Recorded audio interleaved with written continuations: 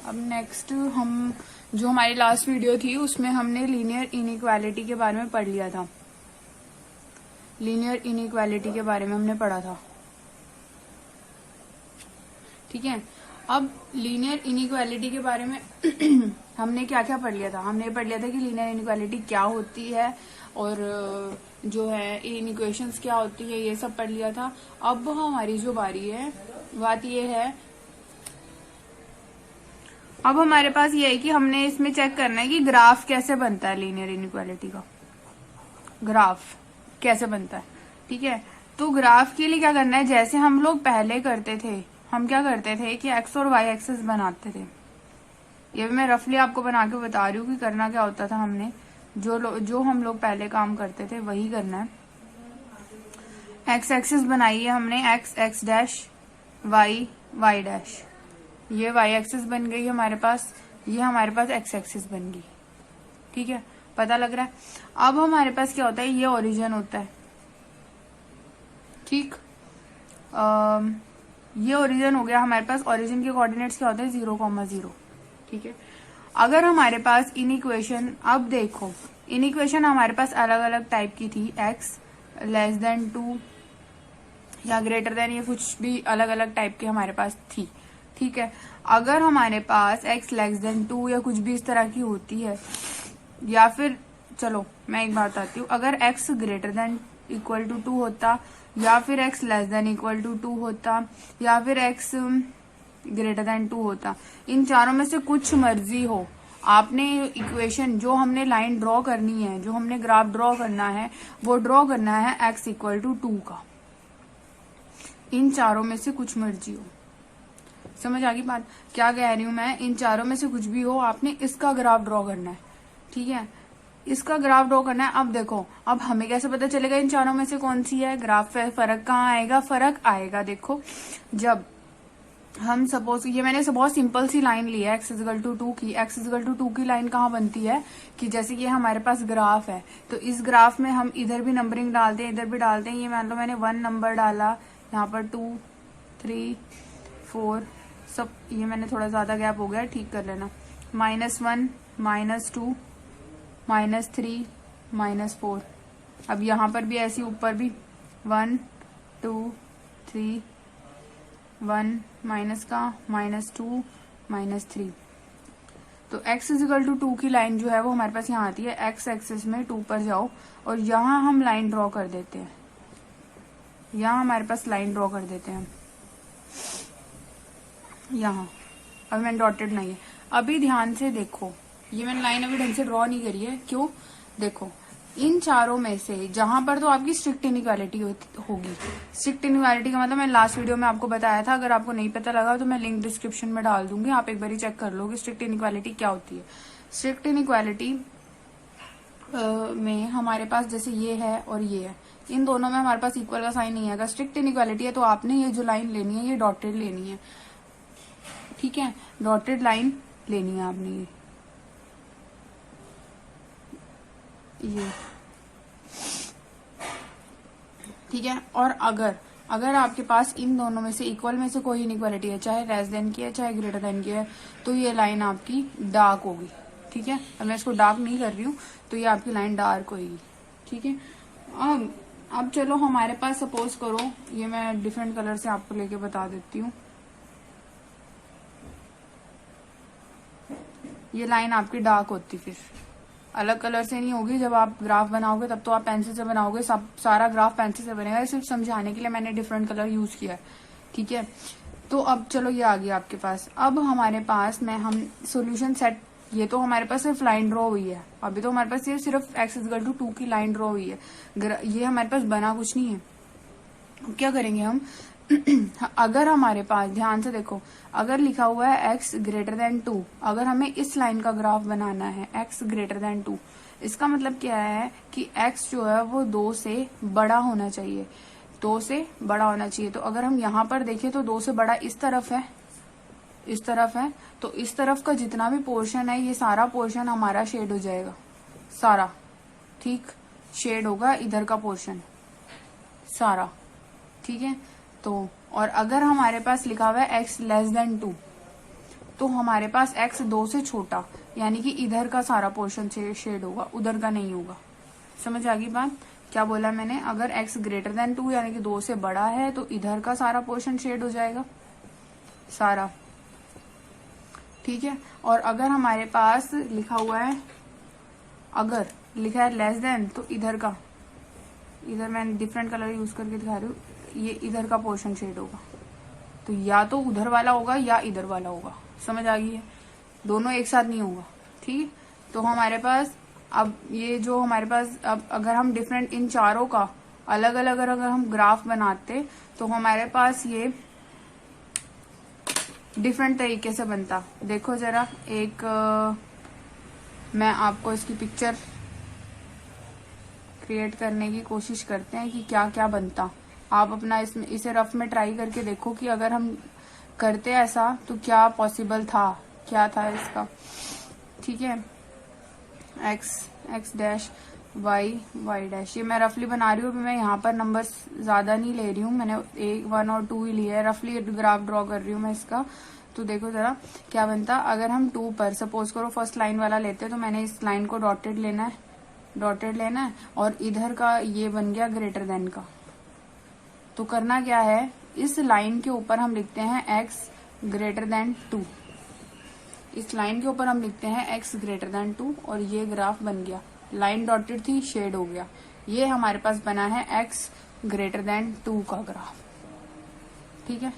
अगर हमारे पास x less than 2 की बात आती, x less than 2, x dash x y dash, यहाँ पे हमारा 1 आ गया, 2 आ गया, ये है -1 -2 1 2 -1 -2 जो भी है। अब यहाँ पर देखो जरा, हमें बोलता उसने x लेस देन 2 का बनाना है, हमने x लेस देन 2 यानी कि 2 से छोटा, 2 से छोटा यानी कि इस तरफ, तो ये वाला पोर्शन शेड हो जाता, ठीक है। ये बन गया ग्राफ। अब अगर हमारे पास, बाकी मैंने बता ही दिया है कि दोनों में फर्क क्या होता। अगर ग्रेटर देन इक्वल टू होता तो ये वाली लाइन डार्क हो जाती, बाकी ग्राफ सेम रहता। अगर लेस देन इक्वल टू होता तो ये लाइन डार्क हो जाती, बाकी ग्राफ सेम रहता। समझ आ गई है बात? तो हमें कोई भी लाइन हो सकती है, हमारे पास 2x + 3 हो सकता है = 6, कोई भी लाइन हो सकती है। इस तरह की लाइन भी हो सकती है, 2x + 3y भी हो सकता है, अलग अलग तरह की लाइन हो सकती है। 3x + 5y = 30, इस तरह की भी हो सकती है। यहाँ पर आपको कोई भी लीनियर इनइक्वालिटी दे रखी हो सकती है। Less than, greater than, less than, greater than equal to हो सकता है, लेस देन इक्वल टू हो सकता है, चारों में से कुछ भी दिया हो सकता है आपको, ठीक है। तो ये बनाना वही है, आपने सिर्फ लाइन का ग्राफ बनाना है, और डिपेंड करता है शेड क्या करना है, वो डिपेंड करता है। अब अभी तो हमने सिंपल लाइंस का बनाया है, अब हम कुछ इस तरह की लाइन का ट्राई करके देखते हैं, ठीक है। नेक्स्ट है हमारे पास, मान लो 3x + 4y <= 12। ये लाइन है, इस लाइन का हमने ग्राफ ड्रॉ करना है। अब इस लाइन का ग्राफ ड्रॉ करने के लिए सबसे पहले मैंने क्या कहा है आपको कि जो हमारा पहला स्टेप है, वो पहला स्टेप है कि हमने 3x + 4y = 2 इस इक्वेशन को कंसिडर करना है। और जब भी हमारे पास कोई भी इनइक्वालिटी हो, इसकी जगह लेस देन इक्वल टू है, लेस देन भी हो सकती थी खाली, ग्रेटर देन भी हो सकती थी, ग्रेटर देन इक्वल टू भी हो सकती थी, चारों में से कुछ भी हो सकता था, कोई मर्जी हो, आपने इक्वल टू वाली स्टेटमेंट पहले कंसिडर करनी है। कंसिडर करने के बाद जैसे आप इस लाइन का ग्राफ ड्रॉ करते थे, शायद 9th क्लास में आपके पास था लीनियर इक्वेशंस में, तो वैसे ही ड्रॉ करना है। इसके लिए आप टेबल ड्रॉ करोगे सबसे पहले।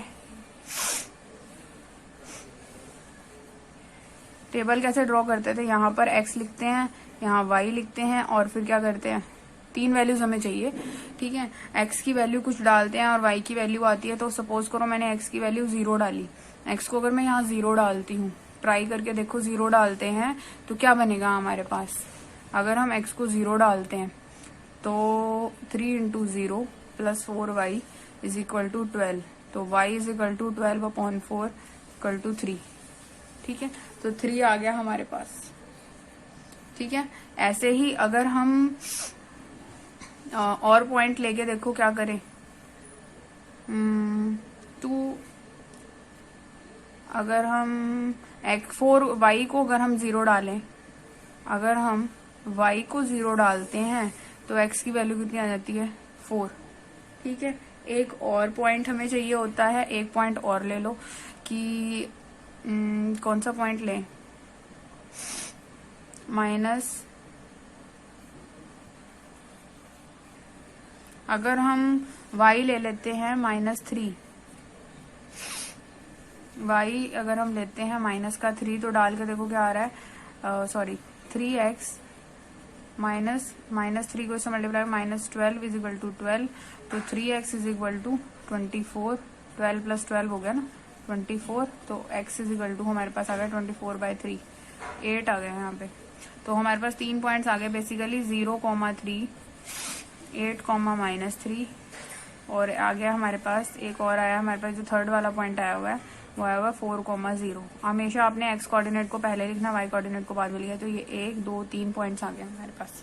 ठीक है, 3 पॉइंट्स आ गए हैं। अब क्या करना है, हमने ग्राफ बनाने के लिए क्या करते हैं, ग्राफ बनाने के लिए पहले x और y एक्सिस ड्रॉ करो। ठीक है, x और y एक्सिस ड्रॉ करते हैं हम।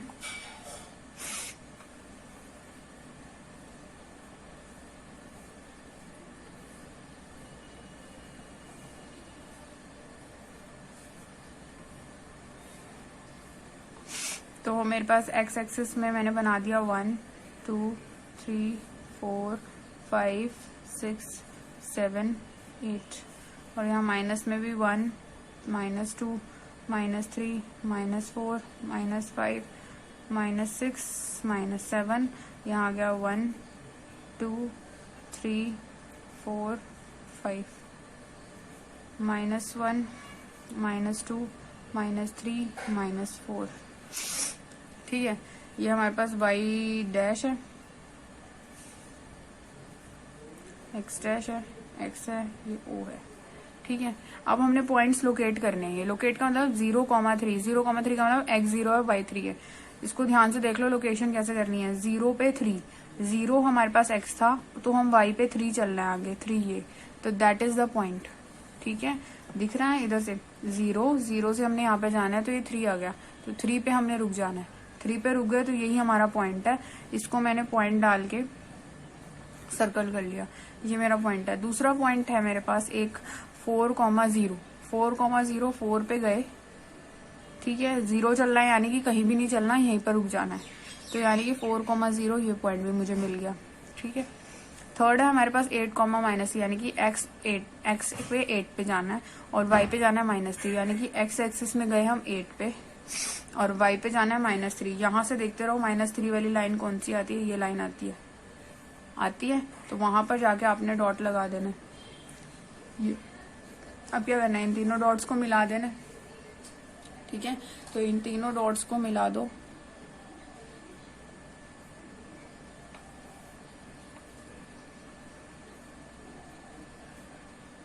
ये मेरा थोड़ा मेजरमेंट का दिक्कत हो गई है,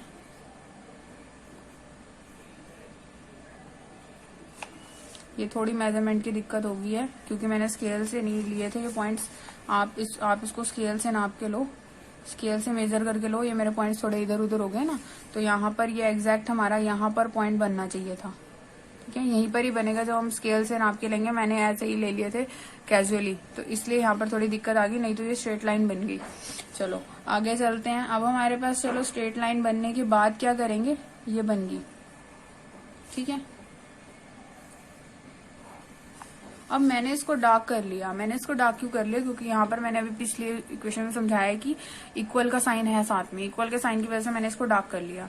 अब ये तो हमें पता लग गया कि ये जो लाइन बनी है वो लाइन बनी है, जो इस लाइन का नेम दे दो, क्या नेम है, 3x + 4y <= 12।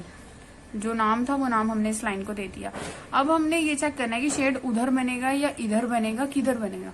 इस चेक करने के लिए हम क्या करते हैं, ये जो इक्वेशन है लाइन की, उसमें क्या करते हैं, हम एक टेस्टिंग पॉइंट डालते हैं।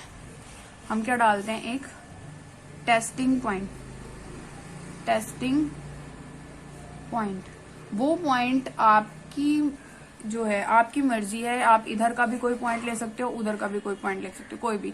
बट हम क्या करते हैं, हम कैलकुलेशन को इजी बनाने के लिए कोशिश करते हैं कि 0 0 ओरिजिन उस पॉइंट को ले ले।